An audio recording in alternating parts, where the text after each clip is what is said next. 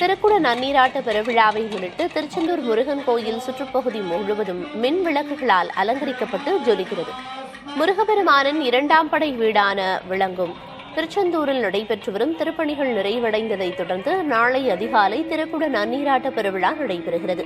இதற்கான ஏற்பாடுகள் தயாராக உள்ளன. மேற்கு கோபுரம் பகுதியில் 8000 சதுர அடியில் அமைக்கப்பட்ட யாகசாலையில் கடந்த 1ஆம் தேதியில் இருந்து நாள்தோறும் பூஜைகள் நடந்து வருகின்றன. மேலும் திருக்கோயில், ராஜகோபுரம், வெளிப்பிரகாரம், கோயிலை சுற்றி புதிதாக கட்டப்பட்ட கட்டுமானங்கள் உள்ளிட்டவை மின் விளக்குகளால் அலங்கரிக்கப்பட்டுள்ளன. 137 அடி உயரமுள்ள ராஜகோபுரம் மின் விளக்குகளால் ஜொலிக்கும் அழகை பக்தர்கள் பார்த்து சிலிர்த்து வருகின்றனர்.